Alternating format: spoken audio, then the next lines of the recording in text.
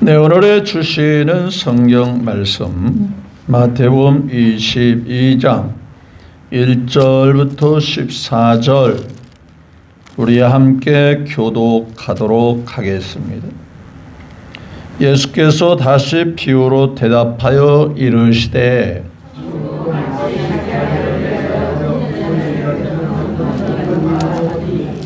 그 종들을 보내어 그 청한 사람들을 혼인잔치에 오라 하였더니 오기를 싫어하거늘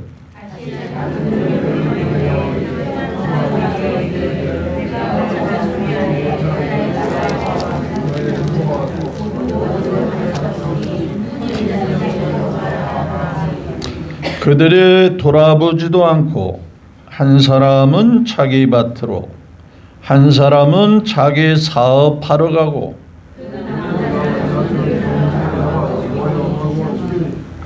임금이 노하여 군대를 보내어 그 살인한 자들을 진멸하고 그 동네를 불사르고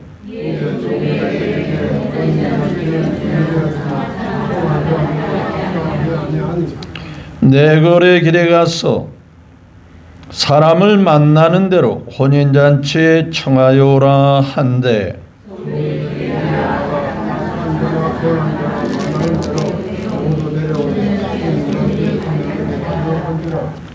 임금이 손님들을 보러 들어올세 거기서 예복을 입지 않은 한 사람을 보고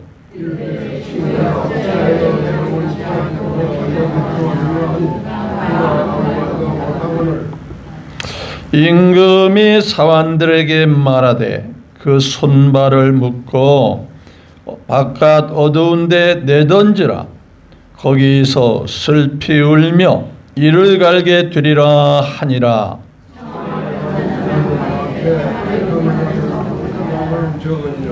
아멘.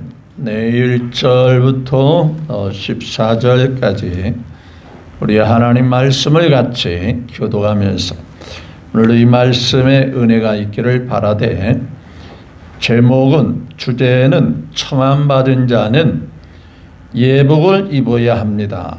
거기서 좀 더 첨부하면 반드시 예복을 입어야 합니다.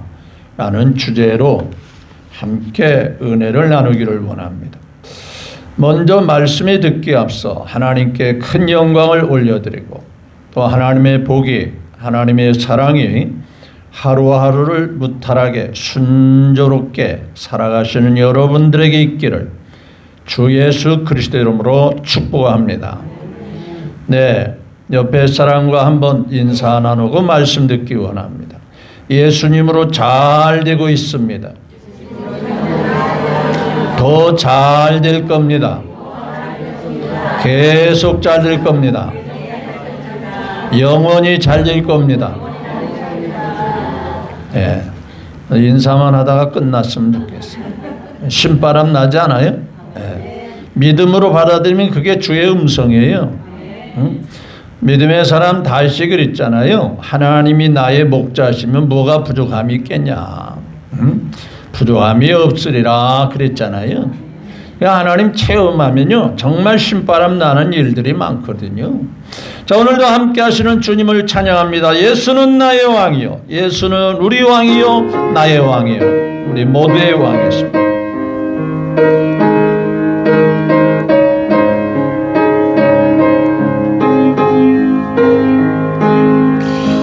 예수 우리 왕이요 이곳에 오소서 네가 함께 드리리 영광을 받아주소서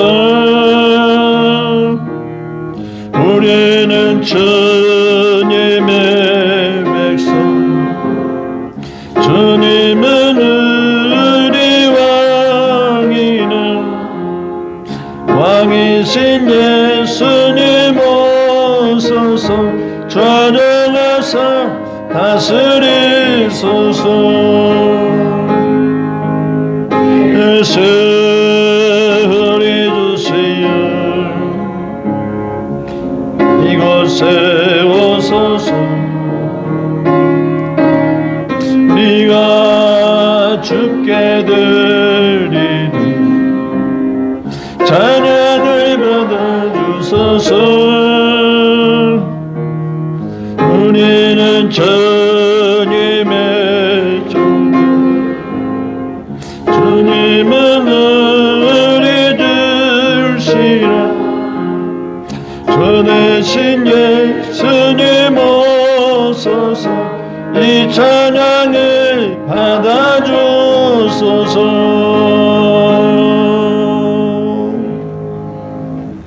네, 거듭 말씀드리거니와 예수님은 우리 각자의 왕으로서 우리를 행복하게 하시는 분이심을 우리 다 같이 믿고 아멘합시다. 네, 감사합니다. 네, 오늘의 주제는 반드시 예복을 입어야 합니다라는 주제가 되겠습니다. 여러분, 예복, 글자 그대로 예를 갖추는 옷이라고 줄여서 한번 표현해 볼 수 있어요. 그러니까 옷 자체보다도 그 옷을 입어야 하는 의미, 뜻, 그것을 우리가 늘 생각하며 옷을 입어야 한다는 거죠. 자, 이를테면 시골에서 목회하는 목사님이 농사 짓는 시골 어르신들에게 전도하려면 양복 입고 가면 되겠지요? 상대가 될까요? 그분들에게 예를 갖추기 위해서는 그분과 비슷하게 어떻게 해야 돼요? 맞춰 입어야 되는 거예요. 뭔가 조금이라도 거들고 조금이라도 힘이 되려면 그분들이 입은 옷, 그게 바로 상대방에 대한 이해를 갖추는 거고요. 대학생들에게 전도하는 사람들은 넥타이 다 하고 정장 입고 와서 학생들을 접근하려면 학생들이 다 피해버리겠죠. 대학생들이 입은 가벼운 옷차림, 캐주얼 같은 거, 청바지 같은 거. 그래서 격이 없이, 그게 바로 상대방에 대한 의미를 되새기는 예복이 되는 거거든요. 자, 장례식에 갈 때에는 빨간 넥타이를 메고 울긋불긋한 옷을 입고 가면 좋지요. 어떻게 해야 돼요? 그래도 상대방에 대한 격식과 예를 갖추려면 없는 것이라도 그래도 검정 옷 아니면 검정 넥타이라도 그래야 되는데, 장례식 가는 사람이 아니면 결혼식 가는 사람이 평소에 신던 슬리퍼 신고 가면 될까요? 그건 상대방에 대한 예가 아니라 무시하는 거잖아요. 이 목사님들 가운데도 그런 분이 있어요. 아니, 목사님, 저는 편한 게 좋아요. 자신은 편할지 모르지만 상대방에 대한 것을 무시하는 거거든요. 그렇죠? 상대방에 대해서 존중이 여긴다면 거기에 분위기에 맞춰야 되거든요. 상대방이 원하는 만큼은 우리가 맞춰드리는 게 그게 바로 예복이라는 의미라는 말이죠. 자, 오늘 본문 말씀은 천국 잔치에 대한 비유인데요. 비유, 천국 잔치 비유. 단순한 잔치에 관한 이야기가 아니고요. 자, 여기서 임금이 나오지요. 임금의 아들을 위해서 잔치를 벌인다 하잖아요. 또 잔치를 벌이기 위해서 종들을 보내서 잔치에 손님을 초청한다는 거잖아요. 또 손님을 초청했는데 손님들이 안 온다는 거잖아요. 근데 생각지도 못한 청한 사람이 안 오니까 준비되지 않은 사람을 막 초청해서 잔치에 들여보냈다는 거잖아요. 그런데 잔치에 들은 사람이 예복을 입지 않고 그냥 태연하게 잔치를 먹다가 쫓겨났다는 거 아니에요. 여기서 단순한 잔치에 대한 비유로 끝나는 게 아니라 주님께서 이 말씀할 때 우리의 영적인 가르침과 교훈을 주시기 위해서 이 말씀을 하는데, 그래서 천국 비유다라고 말하죠. 그래서 여기 임금은 누구를 지칭하느냐? 하나님 아버지를 지칭하죠. 그 아들은 누구예요? 자, 바로 예수님을 지칭하고, 종들은 누구냐? 오늘날 하나님이 쓰시는 종들, 쓰시는 목사님들이나 전도사님이나 강도사님이나 이런 분들, 종들. 자, 초청받은 사람이 누구예요? 우리 모두가 해당이 될 수 있죠. 따라서 우리 모두는 반드시 뭘 입어야 된다? 좋은 옷을, 예복을 입어야 된다. 왕이 잔치를 준비했습니다. 좋은 음식과 아름다운 자리를 마련한 것이죠. 그리고 사람들을 초청했어요. 그런데 놀랍게도 초청받은 사람들이 잔치 왔대요, 안 왔대요?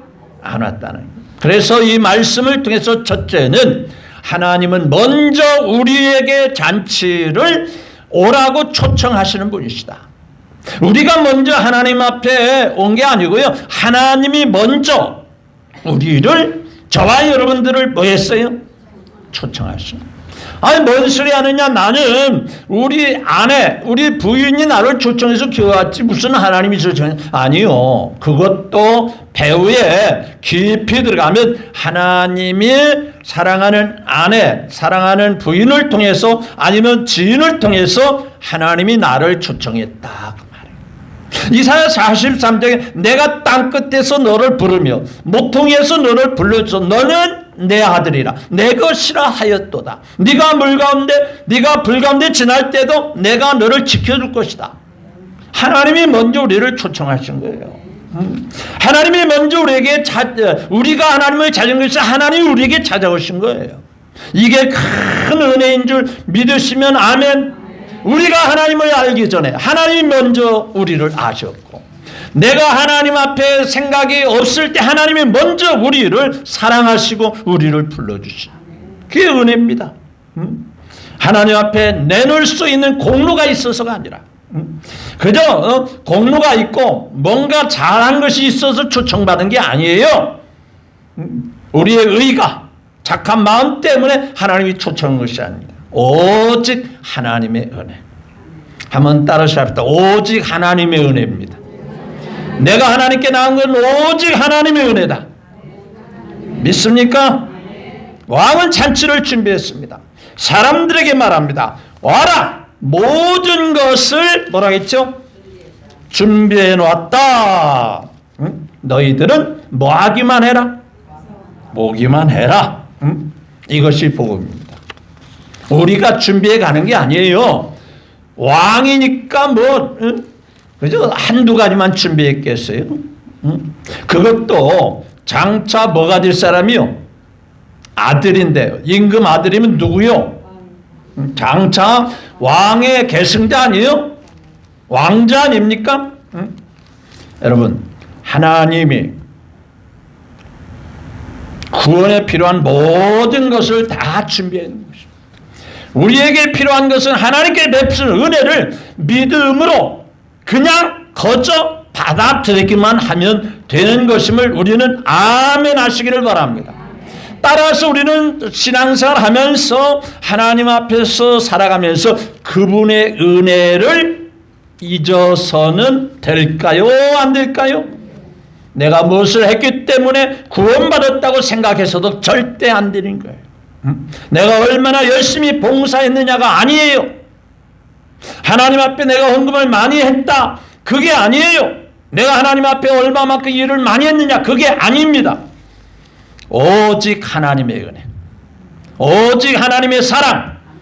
기억하십시다. 하나님이 나를 초청하셨다. 한번 따라서 합시다. 하나님이 나를 초청하셨다. 이 예배의 자리에 앉아 있는 것도 하나님이 저와 여러분들을 초청하신 은혜임을 기억하십시오. 말씀을 들을 수 있는 것도 은혜고, 주의를 지킬 수 있는 것도 은혜고, 예수 그리스도를 믿게 된 것 모든 게 전적으로 하나님의 은혜인 것입니다. 따라서 이 은혜를 생각할 때 우리의 삶에 감사가 소록소록 올라오게 됩니다. 이래서 감사하구나, 저래서 감사하구나. 내가 하나님 앞에, 여러분 생각해 보십시오. 하나님이라고 생각하지 말고 대통령이 여러분을 초청했다고 할 때, 어떤 사람은 대통령 취임식에 치다해서 그것을 초청장을 버리지 않고 집안 금고에다 잘 보관했다고. 그 뭐냐 그랬더니 내가 어느 대통령 때 취임식 할 때가 특별히 초청받은 초청권을, 그 왜 안 버리냐 그랬더니 이게 얼마나 중요한 건데. 여러분 대통령보다 더 귀하신 하나님의 초청받은 저와 여러분인 것을 믿으시면 아멘. 따라서 두 번째로는 하나님의 초청을 가볍게 우습게 여겨야 될까요? 여기지 말아야 할까요? 여기지 말아야 돼요. 근데 오늘 본문 말씀해 보니까 참 안타까운 장면, 참으로 그래서는 안 되는 장면이 그대로 나오고 있습니다. 한번 5절 볼까요? 5절 보십시다. 시작. 그들이 돌아보지도 않고 한 사람은 자기 밭으로 한 사람은 자기 사업하러 가고. 참 이상한 모습 아닙니까? 왕이 초청했습니다. 왕이 아들의 혼인하는 자리에 초청한 거예요. 모든 것이 준비되었습니다. 그런데 사람들은 관심이 있어요, 없어요? 전혀 관심이 없습니다. 왜 그렇습니까? 자기에 관련된 일들이 뭐예요? 중요하다고 여겼기 때문인 거예요. 한 사람은 밭으로 갑니다. 한 사람은 사업하러 갑니다. 밭도 중요하지요. 우리가 생활 속에 사업도 중요합니다. 가정도 중요하고 우리의 삶의 책임도, 우리가 해야 할 책임도, 해야 할 일들도 중요합니다. 그런데 하나님의 초청보다, 하나님이 주시는 은혜를 받는 일보다 더 귀한 일이 있을까요? 내가 하는 일 아무리 잘해도 누가 안 도와주시면? 하나님이 안 도와주시면 아무 쓸데기 없거든. 그래서 솔로몬이 그랬잖아요. 다른 거 다 그래도 다 헛되고 뭐예요? 다 헛되도 다. 여러분, 이런 모습이 우리에게도 얼마든지 실수할 수 있음을 아셔야 돼요. 하나님보다 일이 중요해질 수 있어요. 하나님보다 돈이 더 중요할 수 있어요. 하나님보다 성공이 나에게는 중요하다고 생각할 수 있습니다. 하나님보다 세상에서 누리는 즐거움이 더 중요하다고 생각할 수도 있습니다. 그러면서 이렇게 말합니다. 조금 더 바쁘지 않으면 그때 가서 하나님 믿으면 안 될까요? 좀 일이 좀 정리가 되고 어느 정도 좀 이루어진 다음에 그때 가서 하나님께 나가면 안 될까요? 그때 예배드리고 그때 기도하면 안 될까요? 시간이 나면 그때 교회 가고 시간이 나면 그때 말씀 가까이 할게요. 그런데 여러분, 하나님의 초청의 때가 언제나 있을까요? 때가 있을까요? 때가 있습니다. 때가 있어요. 반드시 때가 아무 때나 주어지는 거 아니에요. 사람들은 왕의 초청을 거절하면서 밭과 사업을 선택합니다. 세상 일을 선택합니다. 오늘 저와 여러분들에게 하나님은 이렇게 물으십니다. 너는 나에게 대하여 어떻게 생각하느냐? 무엇이 중요하다고 생각하느냐? 쉽게 말하면 너에게 나는 얼마나 중요하다고 생각하느냐? 네게 있어서 나에 대한 생각이, 나에 대한 그 어떤 마음이 얼마만큼 중요하다고 생각하느냐라고 주님이 이 시간에 각자 물을 수 있음을 아셔야 돼요. 하나님을 믿는다고 하면서도 하나님을 내가 믿는 사람, 누가 알으면 나는 하나님 믿는 사람이요, 예수님 모시고 사는 사람이요 라고 하면서도 삶에서는, 실제 삶에서는 하나님을 뒤로 미루는 경우가 혹 있지는 아니할까를 저부터 뒤돌아보셔야 돼요.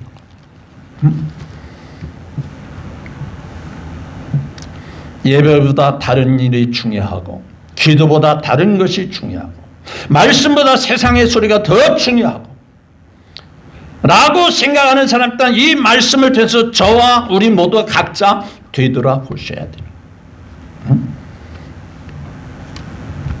우리에게 주어진 신앙생활, 우리에게 주어진 예배, 우리에게 주어진 주일 다 소중하게 여기셔야 돼요. 그것이 바로 하나님을 대하는 내 마음의 태도여야 하고 내 중심에서 그렇게 되어야 하는 거예요. 응? 하나님의 은혜를 당연시 여기지 않고 고맙게 생각하고 감사하게 생각하고, 이건 특권으로 하나님의 큰 사랑이구나, 그걸 고귀하게 귀하게 여기셔야 돼요. 여러분 생각해 보십시오. 대통령이 초청했는데 바쁘다고 안 갑니까?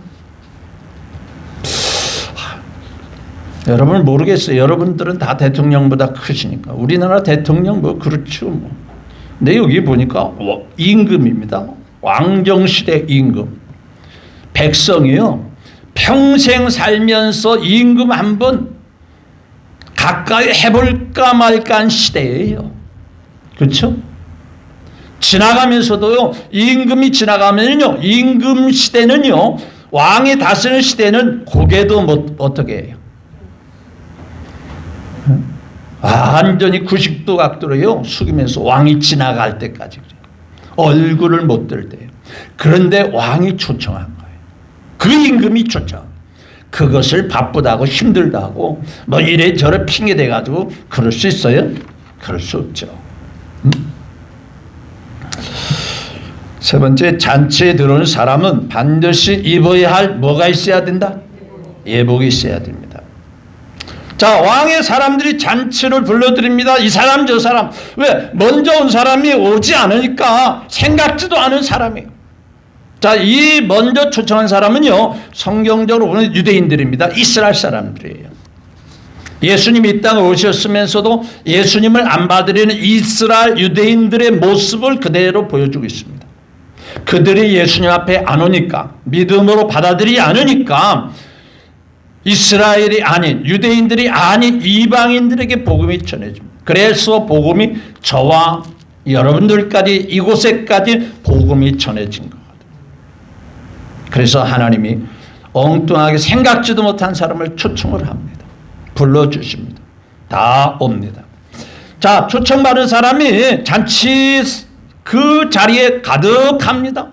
왕이 둘러보지 않겠습니까? 네. 그런데 쭉 손님들을 둘러보니까 뭘 안 입었죠? 예복을 안 입니다. 결혼식장에 어느 손님이 왔는가, 부조금을 많이 갖고 왔나 적게나 그거 보는 거 아니잖아요. 인사하려고 쭉 둘러보잖아요. 그런데 신랑 신부 혹은 신랑의 부모님은 생각하지 않고 계속 밥만 먹고 그 시간에 핸드폰만 보고, 인사해도 인사하는 둥 마는 둥, 그게 상대방에 대한 예일까요? 예가 아닐까요? 전혀 예가 아니죠. 복장부터 또 마음의 그 의미부터 전혀 자세가 틀린 거거든요. 여러분, 여기서 예복은 뭐냐면요, 반드시 임금이 초청할 때, 그 당시에 사람들이 그냥 뭐 일 않고 그냥 거리에 사거리에 있다 보니까 옷을 잘 입었겠어요? 그래서 들어올 때 잔치하는 임금은 뭘 입었느냐? 마치 이와 같습니다. 성가대가 있어요. 이 사람 저 사람 옷이 다를 거 아니에요? 그래서 교회에서는 이분들을 하나로 통일시키기 위해서 또 하나님 앞에 같은 모습으로 영광 들기 위해서 뭘 준비해요? 예? 가운, 성가대 가운을 준비하죠. 그런데 딱 보니까 나 편한 게 좋아. 나는 내 옷이 더 잘 맞고 성가대에 조금 뭐 질도 안 좋고 좀 색깔도 그래. 내 옷이 좋아. 안 입으면 그 자리에 있으면 될까 안 될까? 싫든 좋든 간에 예비해 놓았다면, 마련해 놨다면 입어야 돼요, 안 입어야 돼요? 입어야 돼요. 자, 임금이 손님을 초청할 때 다 예복을 하나씩 돌려봐요. 그게 바로 그 잔치에 맞는, 격에 맞는 옷을 준비해 놓은 거거든요. 여러분, 과거에요, 임금이 신하를 데리고 정사를 볼 때 신하들도 옷 입고 나가지 않습니까? 임금 앞에 나갈 때, 정사를 볼 때도 임금 앞에 딱 도열할 때도 옷을 입고 나가잖아요. 근데 옷 입고 만약에 신하가 옷 입지 않았으면 어떻게 해야 돼요? 임금에 대한 도리예요? 도리가 아니에요? 도리가 아니죠. 그러면 어떻게 되겠어요? 아마 그를 담당하는 사람이 여기 오면 안 됩니다. 옷 안 입었으면 여기 참석을 못합니다.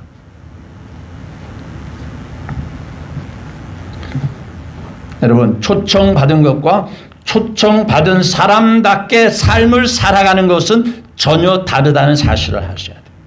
초청받은 사람은요, 초청받은 사람다운 모습이 반드시 있어야 하는 거예요. 저는 여러분들은 예수님을 믿었습니다. 믿는 것을 끝나냐? 예수 믿는 삶이 보여져야 합니다. 여러분, 군인이 된 것에 대한 자부심과 긍지가 있을까 없을까요? 그것을 늘, 군복을 입고 다니면 늘 조심스러울까요? 조심스럽지 않을까요? 조심스럽죠. 왜? 국가의 명예를 실추하니까요. 그래서 군복을 입은 군인들은 군인답게 절도 있게 행동하고 절도 있게 말하고 그러지 않습니까? 옷 입는다는 것은 합당한 삶을, 거기에 맞는 삶을 살아가는 게 옷을 입는다는 겁니다. 네, 여러분, 우리도 마찬가지. 하나님 은혜를 받았죠. 하나님 사랑을 받았죠. 따라서 우리가 사랑받았으면 사랑해야 돼요? 사랑하지 않아야 돼요? 용서를 받았으면 나도 용서해야 돼요? 용서하지 않아야 돼요? 예배 드리는데 용서가 없습니다. 기도하는데 미워합니다. 찬송을 부르는데 세상 사람과 똑같이 삽니다. 교회에서는 믿음의 사람인데 가정에서나 일터나 생활에서는 전혀 믿음의 사람이 아니에요. 크리스찬이 아니에요. 그것은 옷을 안 입은 거예요. 여러분, 교회 안에서 종교적으로 하나님께 예배 드리는 게 아닙니다. 세상에 나가서도 여전히 우리는 그리스도인이고 예수님 모시고 사는 사람들이에요.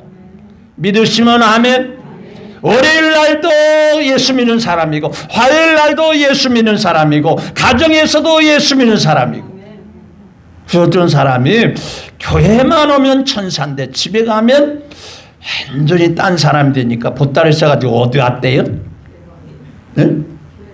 왜 그럴까요?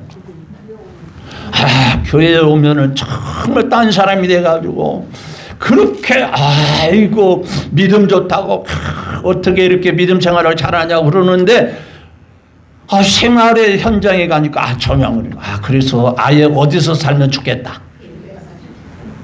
한번 따라 싸볼까? 내 말하는 것 같다. 답은 아니에요. 그렇죠? 세상 사람들이 흔히 웃음말로 하는 얘기, 저 사람은 썬데이 크리스찬이야. 좋은 말이야, 안 좋은 말이야? 주일날만 하나님께 주일을 지키는 때만 기독교인이고, 아니죠. 예복을 입는다는 것은요, 단순히 예수님을 모시고 사는 그것으로 끝나는 게 아니고 삶이 드러나야 돼요. 교회에서의 그 거룩한 모습이 월요일 날도 화요일 날도 토요일까지 계속 이어져야 하고, 교회 안에서의 삶이 가정에서도 일터에서도 모든 환경에서도 드러나야 그게 옷을 입고 사는 사람인 줄 믿으시면 아멘. 주님이 완전한 삶을 원하는 게 아니에요. 그래도 적어도 이전과는 다른 모습의 삶을 사셔야 된다는 거예요. 말도 달라지고 생각도 달라지고 삶의 가치관도 달라져야 그 사람이 정말 예수의 옷, 예복을 입었다라고 합니다. 누가 보더라도 아무개는 정말 예수님을 믿는 사람이네. 그 예복을 입은 사람이거든. 응? 그래서 이런 말을 합니다. 은혜 받은 사람은 은혜 받은 사람답게 삽시다 라는 말을 합니다. 응? 한번 옆 사람 한번 은혜 받은 사람답게 삽시다. 그럼 뭐라고 대답해요? 그렇게 하겠대요? 안 하겠대요? 그렇게 하겠다죠? 그러면 설교 끝나야 돼. 그렇게 해야 됩니다. 응? 자, 그래서 예복을 입지 않고 그런 사람이 이제 네 번째로는 보니까 14절에 이렇게 말하죠. 14절 시작. 뭐가요?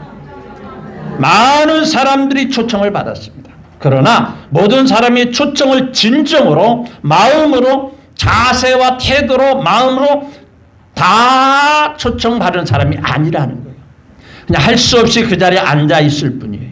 그런데 어떻게 됐어요? 그 사람을 어떻게 했어요? 그냥 놔두라고 그랬죠? 자, 13절 볼까요? 13절 시작. 임금이 사환들에게 이르되 그 소는 발을 묶고 바깥 오는데 내전지라. 거기서 뭐예요?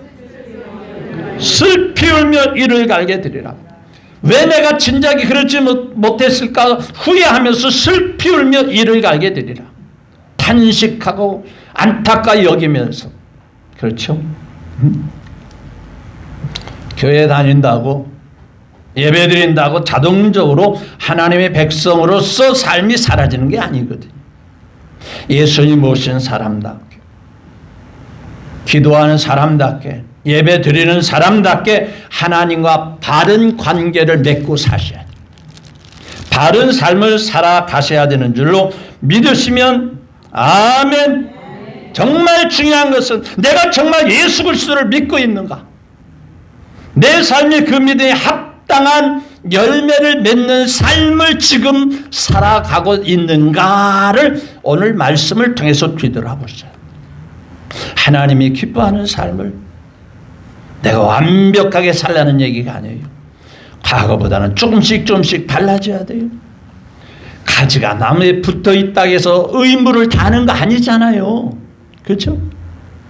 적어도 가지가 열매에 붙어 있다면 꽃도 피해야 되고 때에 맞게 열매도 맺어야 하고 또 열매를 맺는 것으로 끝나지 않고 열매가 계속 어떻게 해야 돼요?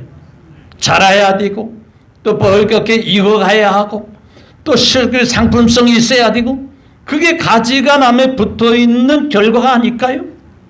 처음부터 완벽하게 열매 맺는 게 아니잖아요. 서서히 변화되면서 그러죠.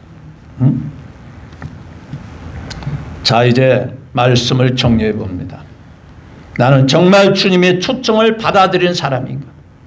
받아들인 사람이라면 나의 주님을, 나의 예수님을 구주로 받아들이면서 그분을 모시고 살고 있는가? 그분을 모시면서 늘 감사하면서 그분이 기뻐하는 삶을 살고 있는가를 생각해 보면서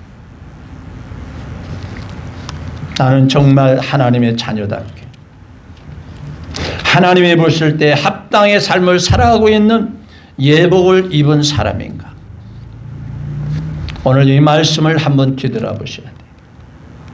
마태복음 7장의 말씀을 결론으로 말씀을 드리기를 원합니다. 마지막 날에 많은 사람이 예수님 앞에 이렇게 말합니다. 내가 주님 앞에 있었습니다. 주님 앞에서 내가 먹고 마시기도 하고요. 주님의 이름을 사용하면서 귀신도 쫓아내고 나름대로 열심히 일했습니다. 나 모르십니까? 내가 그런 일을 했잖아요. 내가 평안교회에서 이러한 삶을 살고 일어날 때 내가 예배 안 빠지고 주님 앞에 그렇게 삶을 보냈잖아요. 주님 나 모르십니까? 라고 말할 때 우리 모두는 그렇지 않기를 바라지만 행여라도 조금이라도 주님이 이렇게 말할 수도 있을 거예요. 나는 너를 뭐라겠죠? 도무지 하지 못한다. 이 사실을 언제나 한번 되돌아보셔야 돼요. 저는 가끔 이런 생각, 신앙의 착각 속에 살지 말자. 주님이 나를 사랑한다고 합니다. 주님이 나를 정말 돌본다고 하는데 주님이 전혀 나에게 관심이 없는 모습은 아닐까. 마치 이와 같이요. 길을 가다 보면 모델들이 아주 미남이나 미녀가 모델이 나와서 그 사진이 정말 아름답고 좋은 모습의 모델의 사진들이 이미지가 딱 붙어 있습니다. 여기서 저 끝까지 갈 때까지 그 이미지가 보일 때까지 그 눈은 누구를 향하는 줄 아세요? 자기가 생각할 때, 자기가 볼 때 누굴 뚫어주게 본다고 생각할까요? 나를 뚫어주게. 저렇게 잘생긴 사람이 내가 여기서 저쪽까지 지나갈 때까지 여전히 나를 지켜보고 있네.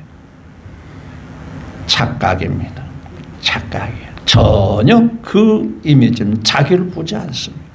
그런데 누구의 생각에? 내 생각이, 내 마음의 생각이 그렇다는 거예요. 물론 여러분들은 그렇지 않기를 바라지만 하나님이 나를 귀하게 여기시네. 그것이 정말 하나님이 나를 귀하게 여기시는 대상이 돼야지. 나 혼자의 생각으로 끝나서는 결코 안 되겠다는 얘기예요. 잘하였도다. 충성된 종아, 내가 너를 사랑하노라. 끝까지 내가 너를 지켜보았노라.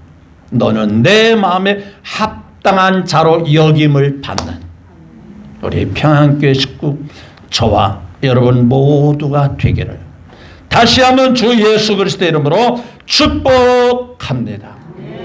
우리